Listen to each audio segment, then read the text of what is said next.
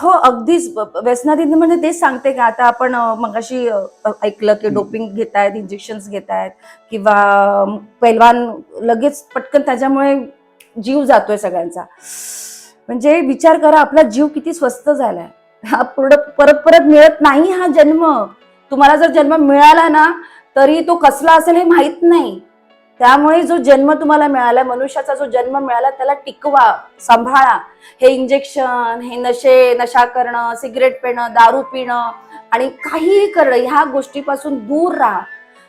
मजेसाठी खूप काही गोष्टी आहेत, नशे करण्यासाठी खूप काही गोष्टी. अशा पद्धतीच्या नशा करा ना, काहीतरी वेगळं करायचं आयुष्यात. त्या गोष्टीची नशा करा, कुस्तीची नशा करा, कुस्तीची नशा करा. तुम्ही तुमच्या एक प्रगतीची नशा करा. मला काहीतरी आयुष्यात वेगळं काहीतरी करायचं, ते त्याची नशा करा. मग बघा तुम्ही किती आयुष्य किती सुंदर आहे. माझं नाव हवलदार नारायण सनगर. आज अशा एका व्यक्तीजवळ आलेलो आहे. मी पैलवानांचा इतिहास सांगतोय, पण पैलवान क्षेत्रामध्ये मुलींच्या कुस्तीसाठी जे अतुलनीय असं काम केलं अशा मॅडम म्हणजे दीपाली सय्यद मॅडम आहेत. त्यांच्याजवळ आम्ही आलेलो आहे. मला आपल्याला सांगू असं वाटतं की ह्या मॅडम मुंबईमध्ये राहतात आणि पूर्ण महाराष्ट्राचा दौरा करून प्रत्येक तालमीमध्ये जाऊन किती मुली खेळतात, किती मुली महाराष्ट्र केसरीच्या स्पर्धेला उतरू शकतात, त्या सगळ्यांची चौकशी करून जवळजवळ 400 ते 500 महाराष्ट्र केसरीसाठी खेळलेले मल्ल कोल्हापूर या ठिकाणी मुलींच्या स्पर्धा घेतल्या. त्यावेळी महाराष्ट्र केसरी झालेल्या मुलींना त्यांनी बक्षिसं दिली. त्याचबरोबर त्यांनी हारलेल्या मुलींना सुद्धा बक्षीस देण्याचं कार्य केलं. म्हणजे 1-1 ग्राम सोन्याचं, कुणाला ठुशी, नथ, बांगड्या वगैरे ज्या सर्व काही अशा गोष्टी आहेत ते त्यांनी दिल्या. तर त्यांनी खूप चांगल्या पद्धतीने मुलींची कुस्ती वाचवण्याचा आणि मुलींची कुस्ती मोठी करण्याचा प्रयत्न केला. त्यांच्या पुढे फार मोठं चॅलेंज होतं, कारण त्यांनी महिला असून महिलांच्या कुस्तीची स्पर्धा घेणे काही साधी गोष्ट नव्हती. कारण कोल्हापूर हे ठिकाण किंवा पूर्ण महाराष्ट्र हा पैलवान म्हणजे मुलांच्या कुस्तीचा महाराष्ट्र आहे.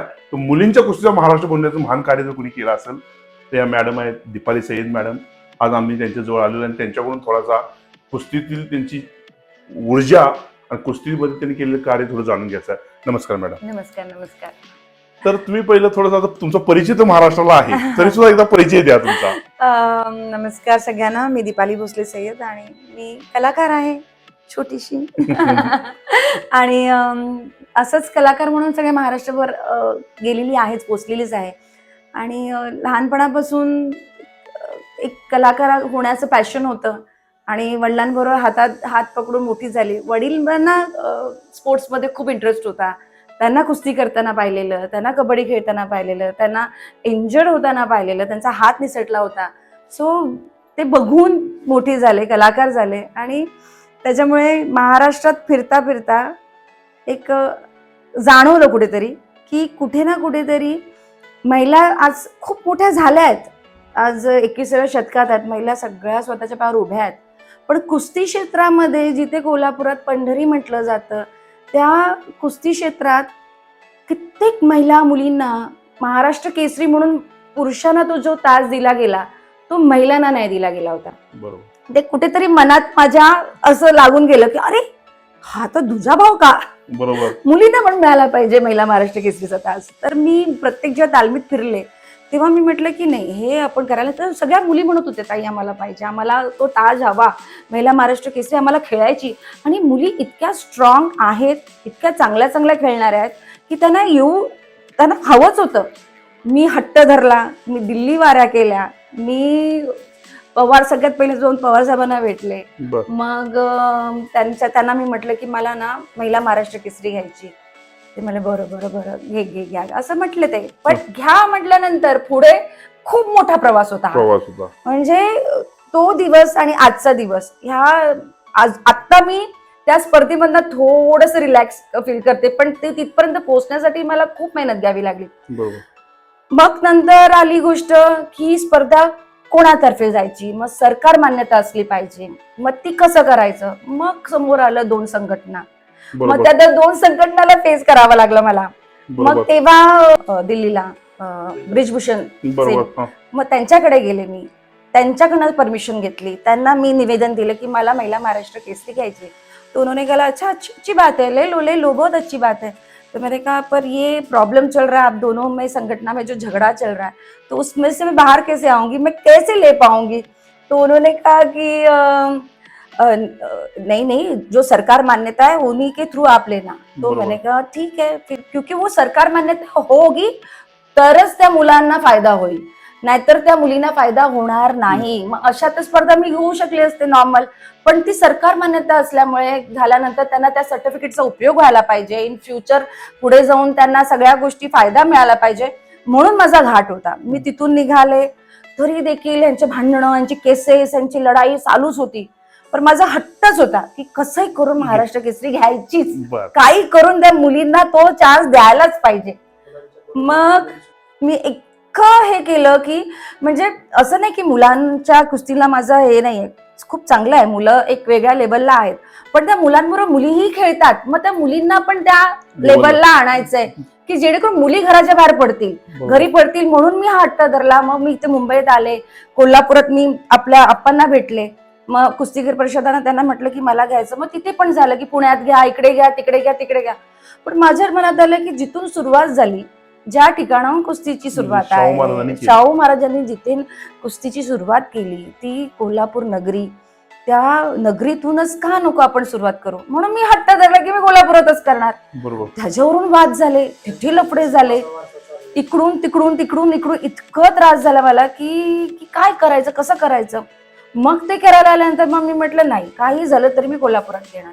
मग ते जिद्द माझी, मग मी ते काढलं, हे केलं. मग माझ्याच जिद्दी पुढे सगळे नतमस्तक झाले, सगळे एकत्र आले. पण तरी पण त्या ते भांडणामुळे खूप त्रास झाला मला, खूप त्रास सोसावा लागला. पण त्रास जरी सोसला तरी सुद्धा तुमचं नाव आता मुलींच्या मध्ये किंवा पूर्ण महाराष्ट्रामध्ये कुस्ती भरवण्यामध्ये तुमचं नाव आता घेतलं जातं. कारण आता कुस्ती निवेदक सुद्धा तुमचं नाव घेतात, आदराने घेतात. कारण का मुलींना घरातून म्हणजे चुलीवरून त्यांना डायरेक्ट तुम्ही पुढे समाजापुढे आणण्याचं कार्य केलं. ही त्या स्पर्धा भरवताना तुम्ही त्यांना बक्षीस स्वरूपामध्ये काय काय दिलं? मी बक्षीस स्वरूपामध्ये मी गाडी ऑल्टो कार ठेवली होती, मी स्कूटर ठेवल्या होत्या, बाईक्स ठेवल्या होत्या. प्रत्येक गटाला वेगवेगळ्या, दोन दोन गटाला प्रत्येक वेगळे कॅश प्राइस ठेवले होते. सो हे मी खूप वेगळ्या लेवलला नेली होती ही स्पर्धा. म्हणजे पहिली करायची महिला महाराष्ट्र केसरी तर ती सगळ्यांनी बघितली पाहिजे आणि माझ्या मुलींना पण तसंच प्राइज मिळायला पाहिजे. जी मुलांसाठी थार चालवतात तर माझी मुली पण ऑल्टो कार मध्ये फिरली पाहिजे. अशा पद्धतीनेच मी ती स्पर्धा घेतली. आणि जी महाराष्ट्र केसरी झाली मुलगी ती मुलगी परिस्थितीने गरीब आहे, ती घरची खायची परिस्थिती सुद्धा डेंजर आहे, तरी सुद्धा तिला तुम्ही एक चांगल्यापणे ऊर्जा देण्याचं महान कार्य केलं मॅडम. हो, आज ती खूप चांगलं पुढे गेली आहे, दिल्लीला वाऱ्या करते, ती तिकडे पण स्पर्धेत पार्टिसिपेट होते. आता हळूहळू मुली बाहेर निघतायत, बाहेर परदेशात जात आहेत, ऑलिम्पिक खेळायचं त्यांचा प्रयत्न चालू आहे. सो माझं म्हणणं की ह्या सगळ्यांनी यावं, ह्या मुलींनी आणखीन बाहेर यावं. नुसतं महिला महाराष्ट्र केसरी तेवढा पुरती नसावी. ही महिला महाराष्ट्र केसरीची सुरुवात झालेली आहे, आज मला वाटतं तिसरी इंदापूरला काहीतरी होणार आहे. सो ह्या महिला महाराष्ट्र केसरीची चालत राहो आणि तो ताज माझ्या महिलांच्या मुलींच्या डोक्यावर असाच आयुष्यभर राहो, तो घेऊन ऑलिम्पिक पर्यंत जाओ, ही माझ्या मनापासून इच्छा. त्यामुळे सगळ्या मुलींनी बाहेर यावं आणि त्यांनी स्पर्धेत पार्टिसिपेट. पण मला एक सांगा, आता एवढं तुम्ही प्रवास केला, एवढा त्रास झाला तुम्हाला, तरी सुद्धा अजून तुम्हाला आनंद होतो का या गोष्टी? मला खूप आनंद होतो. मी तर रडले होते अक्षरशः. म्हणजे मी आजही विसरू नाही शकत महिला महाराष्ट्र केसरीचा दिवस, की मला वाटलं होतं तो होणारच नाही. इतका त्रास, लोकांनी आंदोलन करायला लागले होते, कोणी काय पडके दाखवतायत तर कोणी हेच नाही. पण मी मुलांमध्ये बघितलं ते की ते सगळ्यांना खेळायचं होतं, त्यांना करायचं होतं, इच्छा होती. तो स्टेज पासून मी एक गोष्ट मी स्वतःहून केली. त्यामुळे मला माहितीये की मला कोणाचा मदत नसतानाच देखील ती स्पर्धा घडून आणणं आणि पूर्ण करणं, हे मला म्हणतात सगळे की तू इतिहास केलाय, पण मला इतिहासापेक्षा मी ते पूर्ण केलं आणि ते कम्प्लीट करून त्या मुलांच्या चेहऱ्यावरचा आनंद बघितला ना, जेव्हा मी महिला महाराष्ट्र केसरी घेतला त्यातच मला भरून पावलं. कारण ती गोष्ट माझ्या हातातून कशी घडली हे देवच जाणतो. मला वाटतं महालक्ष्मीच जाणते की कोल्हापुरामध्ये ती माझ्याकडनं करून घेतली. चांगली गोष्ट. आणि तुम्ही जे हे केलं त्याचबरोबर मला एक सांगा, आता पुढील तुमचा कुस्तीबद्दलचा प्लॅन काय आहे मॅडम? मी 100% मी प्रत्येक कुस्तीच्या ह्याला मी असते. मी आजही परिषदेला आले होते, आमच्या मीटिंग चालू आहेत आणि माझी इच्छा अशी आहे की महिलांची एक वेगळी परिषद असली पाहिजे महिलांसाठी. खास हसलीच पाहिजे. कारण काय होतं, हे कॉमन आपण असतो ना पुरुषांना, कारण पुरुष आहेत आणि महिलांसाठी वेगळे. महिला त्या महिलाच आहेत, त्यांच्या भरपूर प्रॉब्लेम्स असतात, त्या एक्सप्रेस नाही करू शकत, ते सांगू शकत नाही. बरोबर. तर मला असं वाटतं की कुठे ना कुठेतरी महिलांसाठी परिषद वेगळे असले पाहिजे, ती चालवणारी मंडळी एक वेगळा ग्रुप बनला गेला पाहिजे महिलांचा, जसं पुरुषांचा आहे तसं महिलांचाही बनवा, आणि दोघांनी मिळून एकत्र आला तर मला वाटतं ही गोष्ट आणखी मोठी होईल. ज्या कुस्तीला आपण बघतो आज हरियाणा म्हणा, पंजाब म्हणा, सगळीकडे कशा पद्धतीने कुस्तीसाठी लोक खेळतायत. मुली किती, हरियाणा किती महिला, किती लोक, बोबाड वगैरे सगळ्याच, म्हणजे जितके आपण आज नाव घेऊ, जेवढे लोक मुली मोठ्या झाल्या, तशा त्या साक्षी मलिक सारखं, बोबाड सारखं आपल्याही मुलींचं नाव असलं पाहिजे महाराष्ट्रातल्या. बरोबर आहे, पण ते का नाहीये, त्या असल्याच पाहिजेत महाराष्ट्रातल्या मुलींचं. बरोबर. कारण त्या कुठेतरी लुप्त ते दिसत नाहीयेत की का नाही आपण ऑलिम्पिक पर्यंत पोहोचले जात आहोत, का नाही आपण ते मेडल घेऊन येऊ शकत आहोत.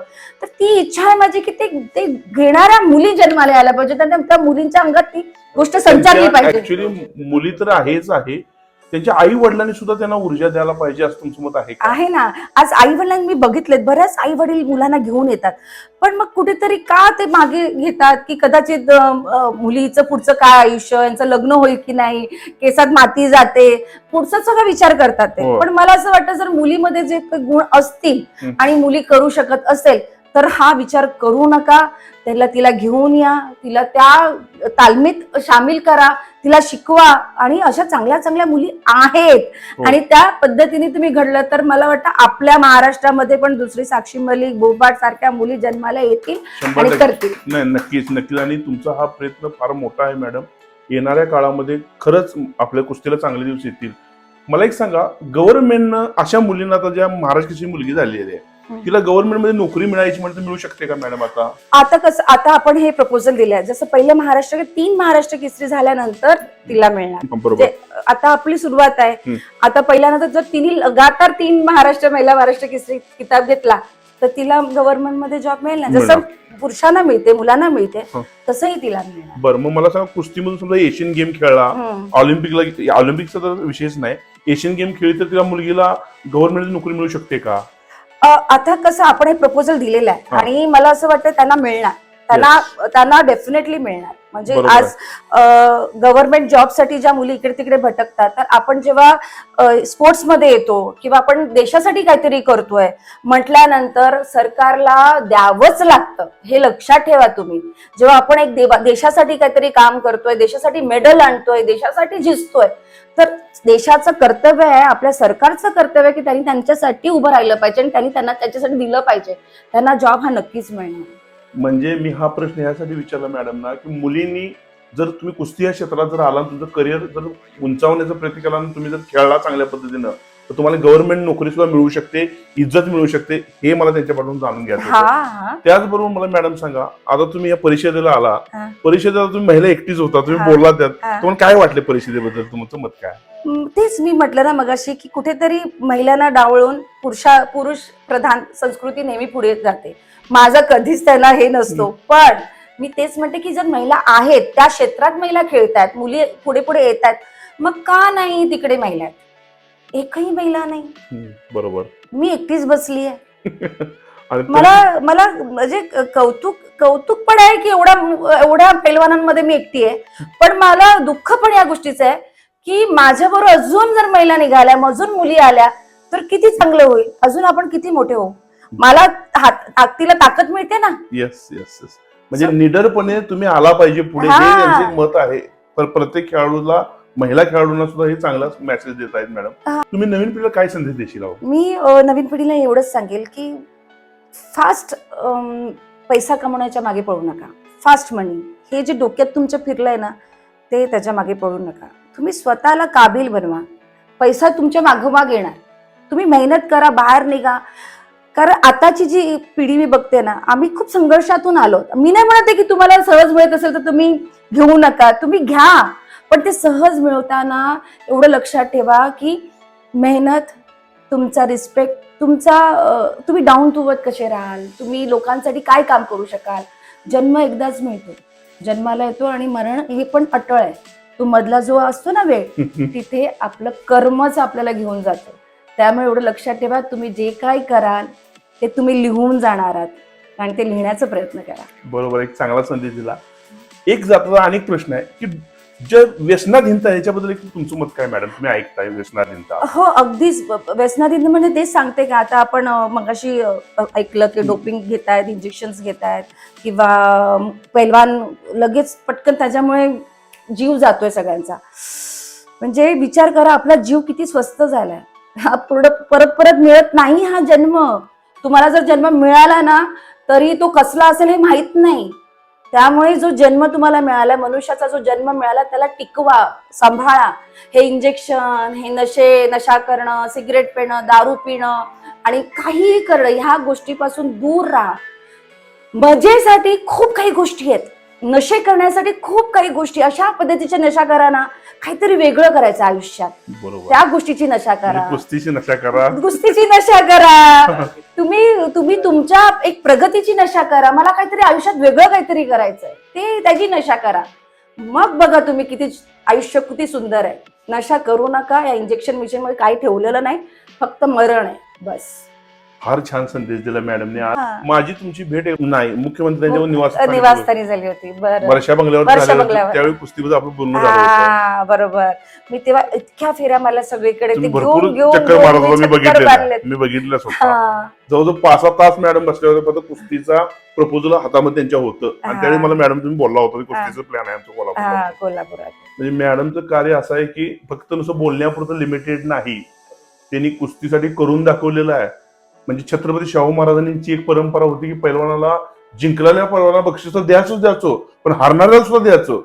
ती परंपरा मॅडमने चालवली आणि हारणाऱ्या पैलवानाला सुद्धा 1 ग्राम सोन्याचा नाणा असू दे किंवा कुठलाही धातू असून ते देण्याचा प्रयत्न त्यांनी केला. गाड्या दिल्या, गदा दिली, त्यांना कॅश प्राइज दिली आणि पैलवानकीला मोठं करण्याचा प्रयत्न केला. आज दीपाली साहेब मॅडमच्या जवळ आलेलो आहे. त्यांना वेळ नाहीये, त्यांचा वेळात वेळ काढून मी त्यांच्या थांबवलेला आहे. अशा मॅडमच्या जवळ आलो, त्यांनी कुस्तीबद्दल चांगलं मार्गदर्शन केलं, त्याबद्दल मी त्यांचा आभार आहे. धन्यवाद. नमस्कार मॅडम. नमस्कार, धन्यवाद सगळ्यांना.